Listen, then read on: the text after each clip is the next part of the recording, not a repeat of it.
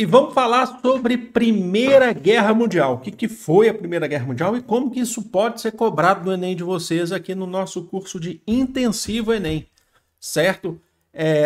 Lembrando que é um intensivo, então a gente vai direto ao ponto, os temas necessários para você falar sobre, para você fazer o Enem. Então a gente nem enrola muito, a gente não fica pegando em minúcias que tem muito pouca chance de ser cobrado. E lembrando que eu deixo o material na descrição para vocês. E eu já vou adiantar. Aqui é uma relação de sinceridade que eu tenho com vocês, não é mesmo? Deixa eu tirar meu relógio aqui que ele descarregou. É uma relação de sinceridade que eu tenho com vocês. Primeira Guerra Mundial é e não é muito cobrado no Enem. Como assim? Então é médio? Não, eu explico. Você não tem tantas questões de Primeira Guerra no Enem. Só que Primeira Guerra Mundial é um assunto de conexão.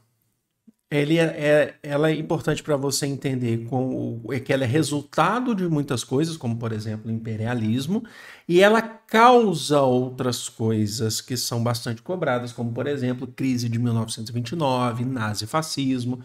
Então, assim, por mais que você não tenha tantas questões de Primeira Guerra Mundial, ela é necessária para você entender da onde viemos e para onde iremos, tá bom? Então já vou abrir aqui para vocês. Falei para vocês que a gente vai aqui direto ao ponto. A Primeira Guerra Mundial, que era chamada de Primeira Grande Guerra. Então, é a Primeira Guerra porque a gente depois teve a Segunda, mas a gente chama também de Grande Guerra, né? Ou Grande Guerra Mundial. Entre 1914 e 18, nós temos aqui considerações prévias a fazer sobre essa guerra, que são bastante cobrados. No tempo, ela era definida como Grande Guerra. Eles, de fato, não imaginavam que, quando começou essa guerra aqui, nós teríamos outra guerra. E ela se chama Grande Guerra porque o mundo ainda não havia visto uma guerra geral. A gente tinha visto guerras, ainda que pesadas, violentas, com número de mortes, Guerra do Paraguai, Guerra de Secessão nos Estados Unidos, mas você não tinha uma guerra ainda que provocava pelo menos todos os continentes de alguma forma. Então você tem deslocamento de exércitos e causas e consequências em todos os continentes. Então, por exemplo, questão econômica, eu já falei para vocês, por exemplo, no Brasil, que o produto do Brasil, por exemplo, o café, ele reduziu a exportação, e aí o Brasil teve que passar por um processo de indústria de primeira necessidade, indústria de alimentos, certo? Então, não precisa ser só com envolvimento militar, tá bom? Ficou claro isso para vocês. Ela também representa o colapso da era dos impérios, porque ali no século XIX, não do imperialismo, tá? Não vai confundir, o imperialismo continua e ele só entra em declínio mesmo com a Segunda Guerra Mundial. Mas como assim dos impérios? Dos chamados impérios europeus. Então, o Império Austro-Húngaro acabou com o fim da Primeira Guerra Mundial. O Império Russo acaba no meio dessa Primeira Guerra, porque a gente tem um processo de Revolução Russa que tem a ver com a guerra. E também o Império Otomano, que já existia já há séculos, certo? Que ele cai nessa Primeira Guerra Mundial.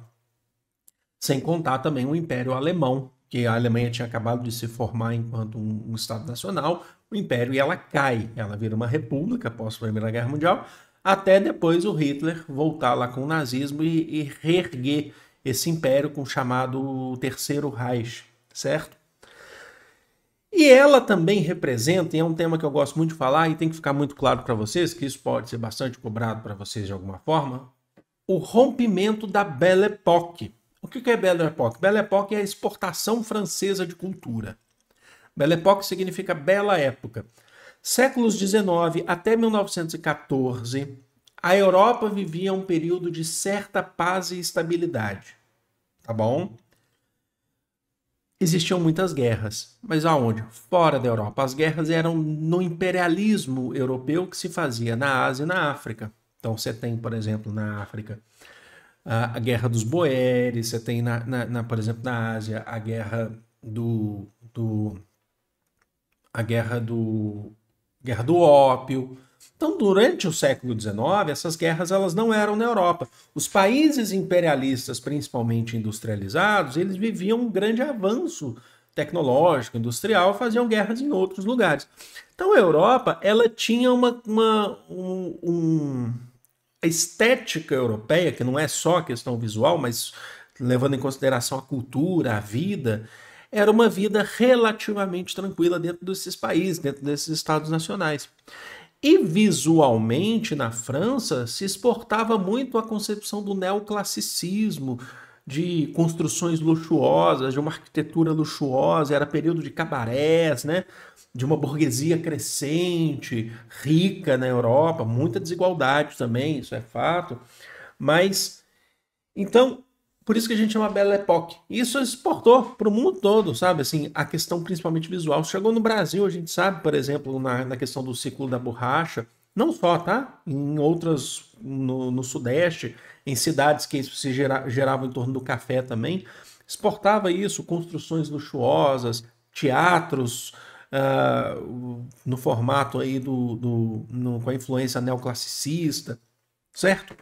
Só que aí vem a Primeira Guerra Mundial e essa guerra acontece, entre outros lugares, na Europa. E o que vira essa questão estética? O que vira essa questão visual?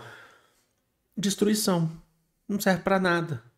E aí começam a questionar se é interessante você ter algo luxuoso, algo tão rebuscado, sendo que não é prático. Porque a guerra exige de você praticidade e não beleza. Compreenderam? Então eu trouxe aqui para vocês, por exemplo, aqui nós temos o Teatro Moulin Rouge, que é um dos exemplos dessa Belle Époque, todo rebuscado, todo bonito. Ele não tem sentido ele ser assim. Entra a questão importante que a gente está falando aqui do modernismo. O modernismo fala assim, o moderno é prático. Não precisa ter uma construção assim. Você pode ter um cubo que vai ter a mesma função de uma construção assim, se pagando menos e sendo prático. Certo? Então, por exemplo, eu trouxe aqui o exemplo para a gente fazer um parâmetro de um tanque inglês, o Mark I. Os ingleses inventaram esses tanques de guerra para poder burlar as trincheiras, os arames farpados das sociedades, das trincheiras. E aí, assim, esse tanque precisa ter uma estética bonita? Não, ele é feio, ele é prático, ele é do jeito que ele precisa ser. Então a gente está vendo o colapso da Belle Époque agora por um tanque. A dica que eu sempre dou é assistir um filme. Assista, pega um fim de semana, chamado de Cavalo de Guerra. É um filme do Spielberg de 2011. Que é um filme que você vai chorar. É a história de um menino que tinha um cavalo e o pai dele vende o cavalo dele para o exército britânico para lutar na Primeira Guerra Mundial. Ele chora e tal. E o cavalo servia muito bem o exército britânico na cavalaria britânica na Primeira Guerra Mundial. Mas ali você já começa a ter um contraste, porque a cavalaria britânica ia com as espadas a cavalo, enquanto os alemães já estavam ali, inclusive, com metralhadoras armadas. No final dessa guerra, esse cavalo ele perde a função de ser de uma cavalaria porque vieram os tanques, vieram os aviões. Então, por que isso? Agora a tecnologia está mais a serviço. Então esse cavalo ele muda de função ali na guerra. É uma história bem triste, mas muito bonita. Fica a minha dica aqui para vocês assistirem. Deu para entender o que seria a Belle Époque? A destruição. Isso reflete nas artes, por exemplo, o futurismo. Futurismo, que é considerada a primeira vanguarda moderna, que vem lá da Itália, por exemplo, que se adequou depois ao fascismo, né? Falava assim, é uma arte de destruição, é uma arte que mostra movimento. Chega de coisa rebuscada. A gente quer praticidade, tá bom? Ok, sabemos disso, a gente tem que falar aqui das causas. É bem tranquilo aqui, tá, gente? Bem tranquilo. Tem esse mapa, que é esse quadro aqui para vocês. Seguinte, as causas da Primeira Guerra Mundial. Fica muito fácil. Isso aqui é muito importante para entender, talvez seja a parte mais importante. Nós temos as disputas imperialistas. Como eu falei para vocês, a Europa vivia um período de certa tranquilidade. Mas de fora da Europa não. Então, esses países que estão disputando territórios fora da Europa, em alguns lugares na Europa, sim, mas não na Europa Central. mais ao leste europeu. Então, por exemplo, disputas entre os países por questões imperialistas. Vou dar exemplos aqui para vocês. A França disputava com a Alemanha, com o Império Alemão, que era recém-criado, e está aí um dos motivos, inclusive, o pan-germanismo, que é a unificação da Alemanha. Quando fala pan, é a unificação. A Alemanha se formou enquanto Estado Nacional e tinha áreas desenvolvidas. E começou a disputar território. Lá teve a Conferência de Berlim, que a gente viu na última aula. Começou a disputar territórios com outros países na África para poder extrair riquezas. Disputava a questão Marrocos, por exemplo, com a França, é a questão marroquina. Além do que, na Europa, a Alemanha havia ficado, certo? Peraí, deixa eu tomar. Com uma região francesa, que é a região da Alsácia-Lorena. Ela falou assim, então, já vamos colocar isso aqui também em disputa também. A região de Alsácia-Lorena, que ficou com essa região francesa quando ela se unificou e tomou essa região da França lá atrás. Por exemplo, a Alemanha disputava com a Inglaterra, para vocês entenderem, a produção de ferro e carvão. Quem que produzia mais e quem conseguia ser melhor no mercado. Então eles começam a atenuar essas diferenças, o Império Alemão está em todas as rivalidades, para gerar essa Primeira Guerra Mundial. Os países estavam ali e começam a atenuar essas diferenças. E tinha o chamado pan-eslavismo. Existia um império, um grande império na Europa, que é o Império Austríaco, ou você pode chamar de Império Austro-Húngaro, que seria a união entre a Áustria e a Hungria, que dominava boa parte do que a gente conhece do leste europeu, ali dos Balcãs, que é a questão balcânica, certo? Daqui a pouco tem mapa para vocês, tá bom? Não se preocupem, não.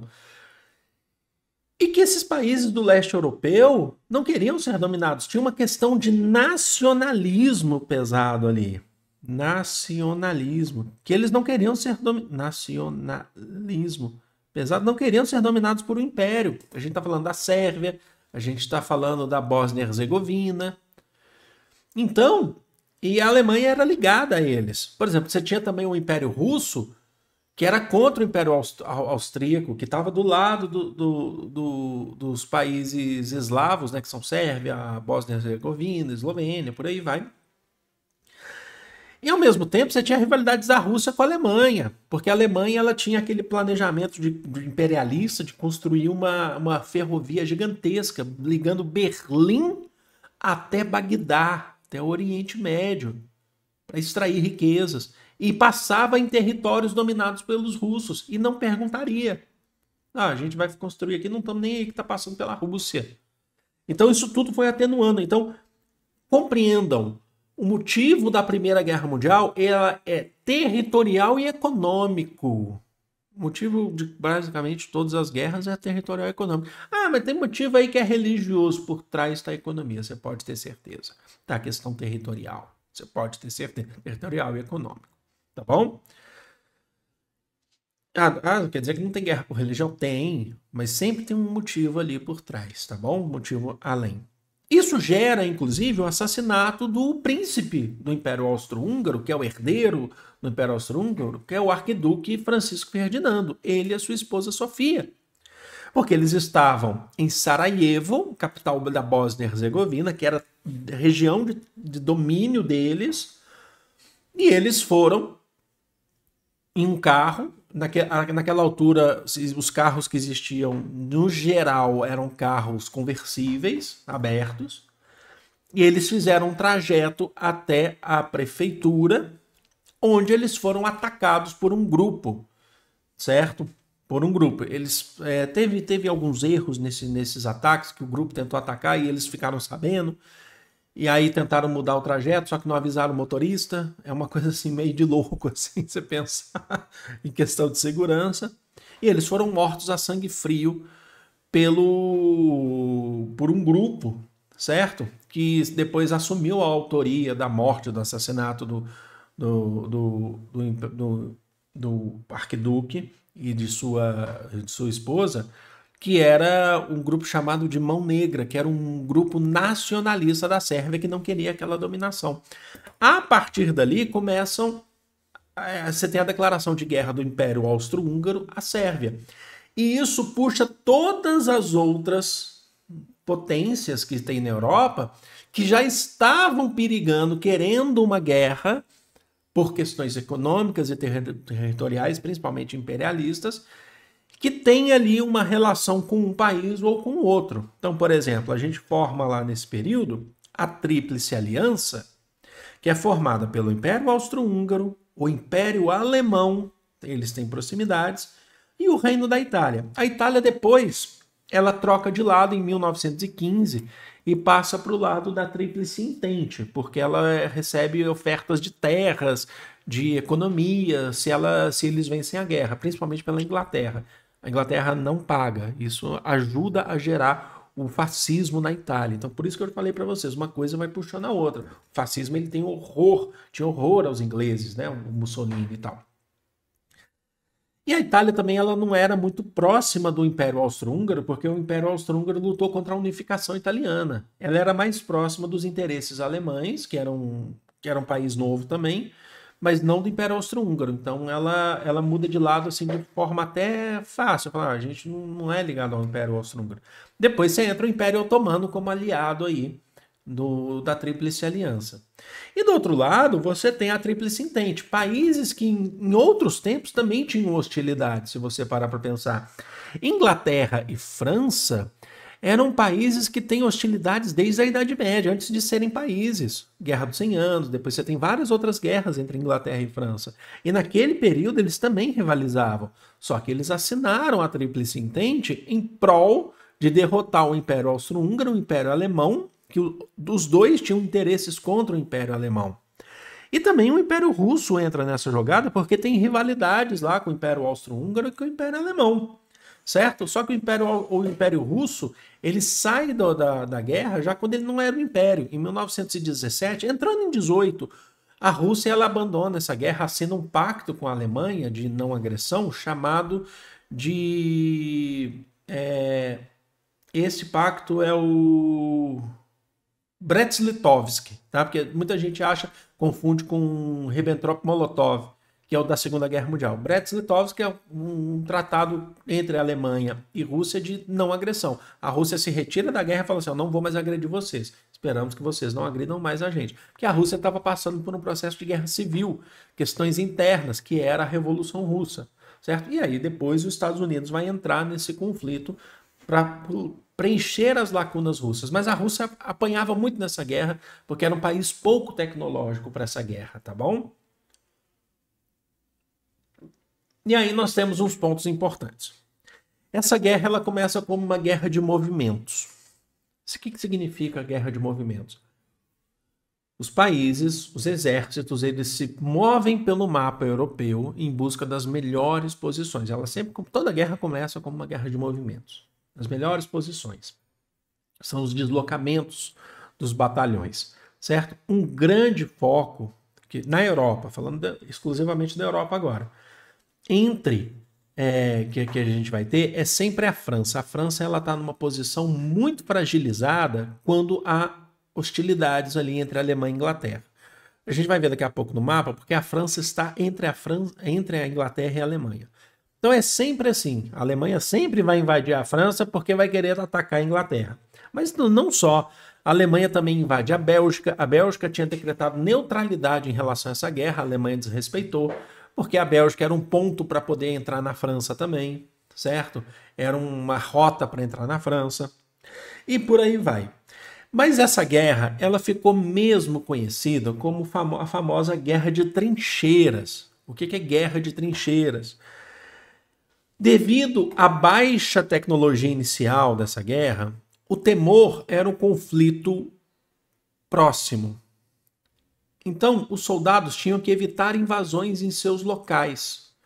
O que eles faziam? Os campos de batalha eram cercados por arames farpados, certo? Já viram que tem sempre barricadas e arames farpados, e ali eles cavavam as trincheiras, para você ficar no negativo. Quem joga jogo de tiro aí sabe o que é isso. Você fica no negativo, você pega um cover. Então você fica ali na trincheira, porque se você fica em pé, você vira alvo fácil. O soldado está lá na trincheira do outro lado, se você não tem sua trincheira, você está sempre exposto. Então você sempre tem que estar abaixo, você sempre tem que estar ali no negativo. Só que essas trincheiras, devido à dificuldade de pular para o outro lado, de invadir o outro lado, às vezes os soldados ficavam dias e até semanas nessas trincheiras. E essas trincheiras acabavam sendo as moradias deles, as casas deles durante esse período de guerra.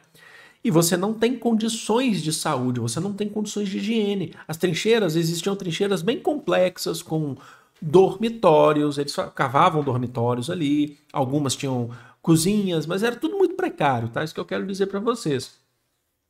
Ele era obrigado a fazer as suas necessidades fisiológicas ali. Se um soldado tomasse um tiro e morresse ali na hora, ele ficava ali. Então seu corpo ia se decompondo ali na trincheira, enquanto os outros estavam ali dormindo do seu lado, vivendo ali do seu lado. Então isso ajudava a proliferar doenças, certo? Ao passo que, eu não coloquei aqui, mas é importante destacar, durante a Primeira Guerra Mundial, não surgiu na Primeira Guerra Mundial. Nós tivemos a chamada gripe espanhola,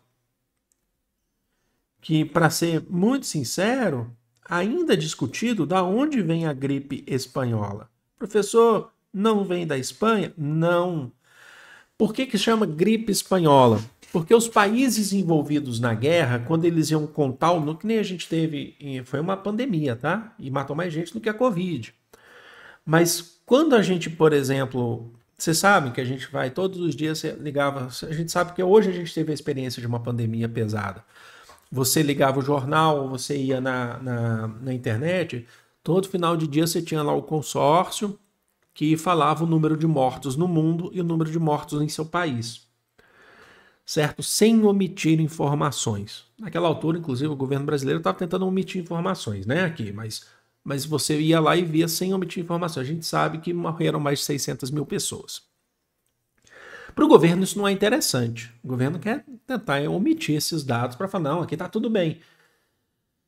Para um governo que não seja sério, certo? Mas aqui, na gripe espanhola, como os países estavam envolvidos na guerra, eles não queriam trazer mais esse temor para as populações. Então eles não passavam os dados, eles não informavam por rádio ou por jornal escrito, não tinha TV, o número de mortos nessa guerra, certo? Só que a Espanha informava. Por quê? Porque a Espanha não estava envolvida na Primeira Guerra Mundial. Ela era um país neutro, então ela falava o número de mortos diariamente nos rádios ou nos jornais. Por isso que ela ficou conhecida como gripe espanhola, porque parecia que o número de mortos da Espanha era maior, porque ela não tinha esse problema, ela informava o número de mortos, tá bom? Mas ela não é uma gripe que surgiu na Espanha. Alguns vão dizer até que surgiu nos Estados Unidos, mas os Estados Unidos negam. Agora, a Primeira Guerra Mundial ajudou a proliferar a gripe espanhola, justamente porque esses soldados que estão na trincheira, ao chegarem novos soldados com gripe espanhola que não eram identificados ali, eles passavam essa gripe para outras pessoas, iam proliferando, iam crescendo. E aí os soldados voltavam depois, que conseguiam voltar para casa, voltavam com gripe espanhola, continuavam espalhando. Aqui no Brasil, a gente teve presidente do Brasil, acho que o Rodrigues Alves, morreu com gripe espanhola. Pra vocês terem noção, soldados brasileiros que voltaram com gripe espanhola. Compreenderam? Então você tem isso. A Primeira Guerra Mundial ajudou a proliferar a gripe espanhola. Então fiquem de olho nisso. Então as trincheiras, mas isso muito por conta das trincheiras. E ao final não, mas a partir da segunda metade dessa Primeira Guerra Mundial, a tecnologia de guerra vai avançando, porque você tem muita pesquisa que é adiantada por causa da guerra. Infelizmente, aqui dá para você entrar até em Nietzsche, em escola de Frankfurt. Sabe, a gente já teve aula de Nietzsche e vai ter aula de escola de Frankfurt. Quando fala assim, utilizamos muito da razão, mas para causar destruição. A razão que deveria ser utilizada para o bem causa morte. Então, por exemplo, pensa nisso. Uma tecnologia que é evoluída, que é avançada para a guerra, para matar pessoas. E aí começam a surgir os tanques de guerra, que eram para justamente burlar as trincheiras. O tanque de guerra, ele ignora os arames farpados que tem entre uma trincheira e outra, ele consegue chegar do outro lado. Então, a Inglaterra vai lá e faz o seu Mark I, a Alemanha já tem que lançar o seu tanque também. Os aviões que passam por cima, certo? Bombardeando, tudo tecnologia de guerra. Ou seja, a Primeira Guerra Mundial, ela começa com uma guerra que eu diria para vocês bem arcaica e termina como uma guerra quase parecida com a Segunda Guerra Mundial. Sabe console, geração de console, que às vezes uma geração de console de videogame que eu tô falando, o final da geração parece muito com a próxima geração? É isso, se evolui a esse passo, compreenderam?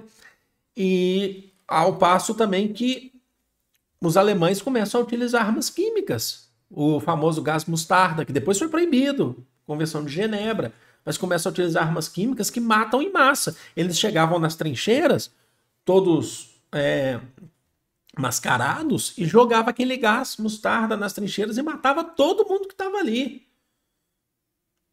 Crime de guerra sendo cometido. Você já deve ter visto fotos de soldados com as máscaras, inclusive com seus cavalos, suas mulas, seus jumentos, né, que eles usavam muito porque carregava carga, com máscara, para não matar, certo? Vamos lá. E ao final dessa guerra, com a saída da Rússia, os Estados Unidos entra, e os Estados Unidos sempre tem uma vantagem em guerra. Eu sempre falo isso para vocês, e eu explico de novo. Qual a vantagem dos Estados Unidos nas guerras? Não é no seu território. Ele se arma, ele espera o momento de agir. Ele entra sempre quando há um desgaste, de certa forma, das outras tropas. Na Segunda Guerra Mundial também foi assim, só que a Segunda Guerra Mundial é bem maior. Não dá para você dizer que a Alemanha estava perdendo já. Não estava. Tá? Mas os Estados Unidos entram na guerra sempre. A Primeira Guerra Mundial ela entra quando essa guerra está se estendendo e ela não tem previsão de término, está todo mundo cansado.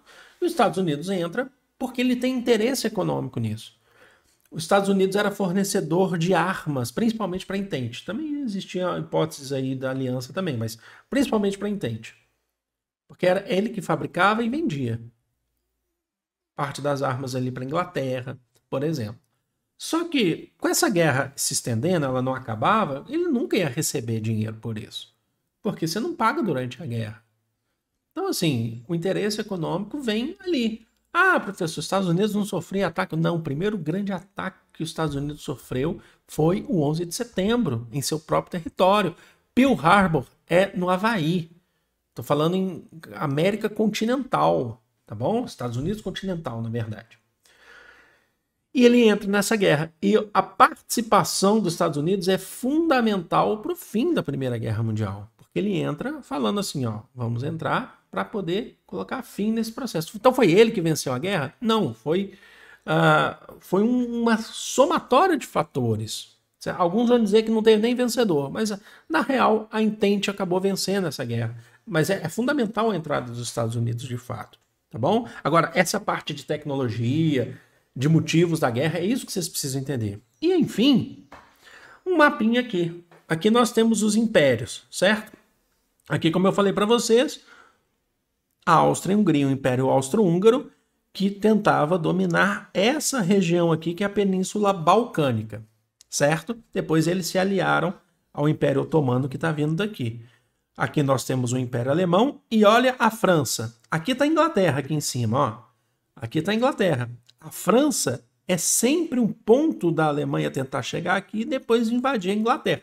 Nunca conseguiram invadir a Inglaterra por causa do mar. A Marinha Britânica é forte.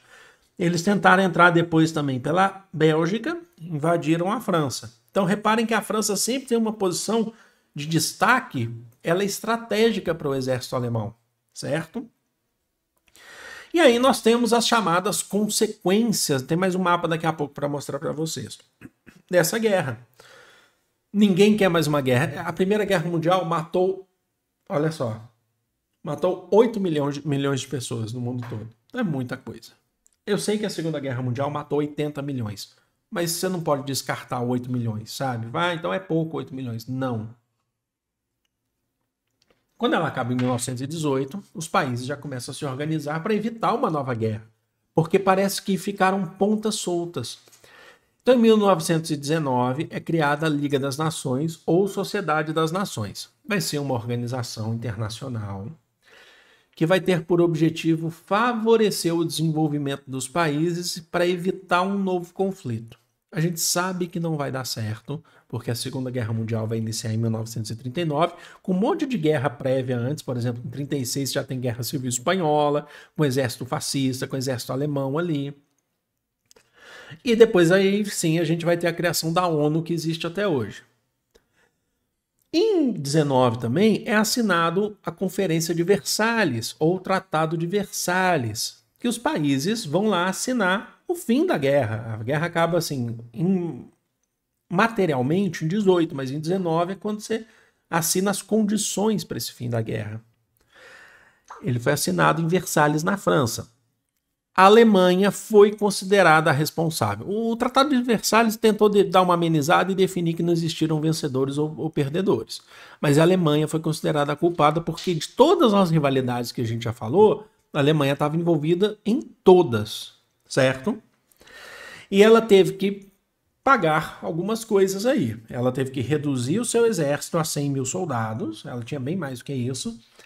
Motivo: evitar revanchismo, porque sabe que a Alemanha vai tentar revanche. E não é o que aconteceu? Eles nunca respeitaram esses 100 mil soldados, tá? Vai ter que pagar indenizações aos países envolvidos. Devolver territórios conquistados, incluindo Alsácia-Lorena lá para a França. E proibida a produção de armas em larga escala, porque a Alemanha utilizou o gás mostarda, como eu falei para vocês. Falou, não pode ter arma química, não pode, isso mata muita gente, não pode. Todos esses pontos foram desrespeitados pela Alemanha, porque depois ela tentou reconquistar territórios, conquistar novos territórios. Já com o nazismo a gente vai ter essa aula aqui, tá bom? E com mais consequências disso, já guarda, isso tudo aqui vai provocar o sentimento de revanchismo. Tá bom?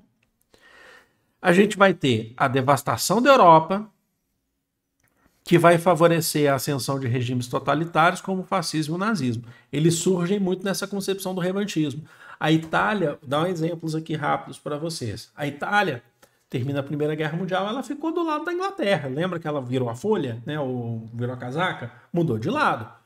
A Itália fala assim, pois é, estou aqui agora, mas cadê a ajuda financeira que a Inglaterra me prometeu? Não deram. Inclusive a Itália passou a ser, até ter uma grande influência da zona da Libra, né? da moeda inglesa. O fascismo surge muito nessa concepção de falar assim, nós fomos humilhados, enganaram a gente, né? Tem que ter um governo totalitário forte. Aí surge Benito Mussolini. A mesma coisa do nazismo. O nazismo surge como uma forma de revanche. Fala assim, eles humilharam a gente, impuseram da Alemanha que a gente virasse uma república e acabasse com o nosso grande império. A Alemanha virou uma república, a República de Weimar. Falou, não, e aí você teve a crise de 29, a Alemanha foi amplamente afetada, o nazismo foi crescendo na Alemanha, né? Surgiu esses sentimentos nacionais totalitários. E ao mesmo tempo você tem o crescimento econômico dos Estados Unidos. Não está difícil de entender isso, não. Os chamados loucos anos 20, quer dizer que a burguesia dos Estados Unidos estava crescente. É fortalecimento total do liberalismo nos Estados Unidos, era indústria produzindo pra caramba e vendia muito para a Europa, porque a Europa estava quebrada. Os países da Europa precisavam da economia dos Estados Unidos, certo? Mas você sabe que foi tão desenfreado que vai gerar a crise de 29, que a gente vai ver na próxima aula. Mas então você tem os Estados Unidos se colocando como a grande potência mundial a partir daqui. Ou seja, a Primeira Guerra Mundial, ela é fundamental entender o que aconteceu, por que ela existiu, as disputas imperialistas, certo?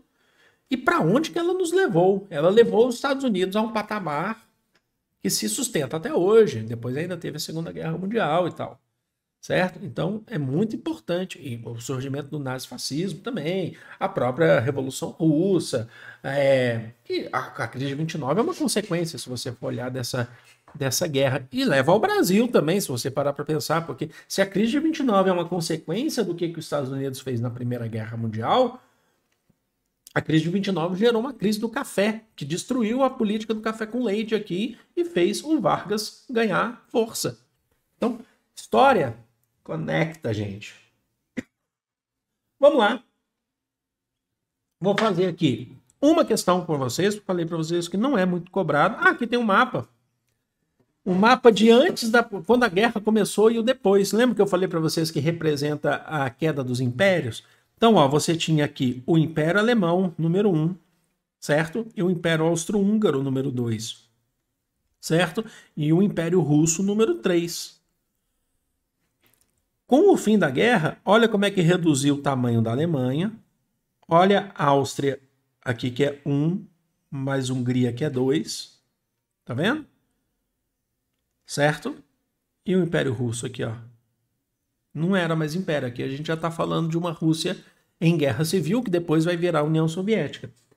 Aqui nós temos a Iugoslávia. Lembra do do pan-eslavismo, que é a união dos países eslavos? Eles conseguiram formar a Iugoslávia, que primeiro começou como reino da Iugoslávia, depois virou, tá? Bem depois vira um país socialista. Conseguiram para poder fazer frente, né? Uma questão nacional importante. Então, olha como é que o mapa europeu modificou. E a Alemanha se sentiu ofendida, porque ela perdeu territórios, né? Então, aqui está aí para vocês essas concepções aqui, tá bom? Ah, se eu não me engano aqui, ó, tá vendo? Perdeu território para a França, acho que é Alsácia-Lorena aqui, tem que confirmar. Vamos lá. Uma questão fácil, tá? Que eu trouxe para vocês, trouxe essa só porque eu falei para vocês que até então não é pouco cobrado, mas pode ser cobrado. Não significa que nunca mais vai ser cobrado Primeira Guerra Mundial. E eu tô aqui para isso, para ajudar vocês e para entender outros assuntos também.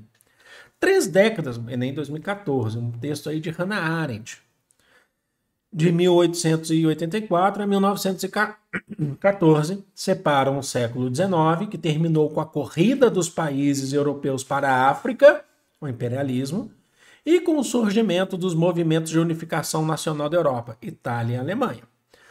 Do século XX, que começou com a Primeira Guerra Mundial. É o período do imperialismo, da quietude estagnante da Europa e dos acontecimentos empolgantes na Ásia e na África. Empolgante no sentido de ser agitado, tá? Não é que ela está se empolgando. A Hannah Arendt se empolgava assim também, mas vamos lá. O processo histórico citado contribuiu para a eclosão da Primeira Grande Guerra, na medida em que... Que processo? A gente está falando de imperialismo. Acho que ela falou aqui imperialismo. Aqui, ó. O processo histórico citado contribuiu para a eclosão da Primeira Grande Guerra na medida em que a. Difundiu as teorias socialistas, acirrou as disputas territoriais, superou as crises econômicas, então o imperialismo superou qualquer crise econômica, multiplicou conflitos religiosos ou conteve os sentimentos xenófobos. O que é xenofobia? Aversão. Aversão é com S só? Se não for, azar, tá? Culturas diferentes. Não, vocês vão me matar se eu escrever a versão com S só e tiver errado isso aqui. Então eu vou... Aversão. Acho que é com dois quesitos, fica aversão, não fica?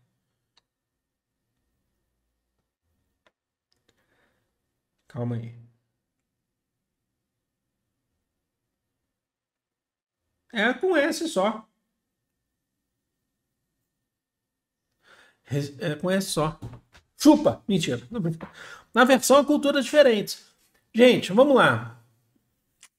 Para chegar na Primeira Guerra Mundial, conteve sentimento xenofóbico? Não, não conteve. Por que que não conteve? Porque existia muita xenofobia de definir uma cultura diferente, uma cultura como inferior, então, até mesmo no imperialismo. O Império Austro-Húngaro definia os sérvios como inferiores, então você vai eliminar essa. Não multiplicou conflitos religiosos, não é por isso, ó, contribuiu para a Primeira Grande Guerra. A gente quer saber por que contribuiu para a Primeira Grande Guerra. O foco, você tem que focar, você tem que fazer esse recorte. Ele não superou crise econômica, você tinha crise econômica em todo quanto é lugar. E o socialismo vai vir no meio aí, tá? Depois. Então a alternativa correta é B. Ela acirrou disputas territoriais, o imperialismo. Tanto na Europa, quanto na África, quanto na Ásia. A gente sabe disso. Então a alternativa correta B. E é com essa questão, falei para vocês que tinha pouco mesmo, que eu vou ficando por aqui, mas eu já faço o convite para vocês que daqui a pouco tem um tema que tem sido muito cobrado nos Enems, que é a ditadura militar, para nosso intensivo de História do Brasil, e é bem cobrado mesmo, ao passo que durante um tempo ficou meio sem ser cobrado e voltou com tudo. Então a gente vai ter uma aula com tudo que é necessário para vocês fazerem, tá bom? Eu vou ficando por aqui, deixa aqui sua curtida, seu comentário. Amo vocês de coração, um grande beijo. Fui!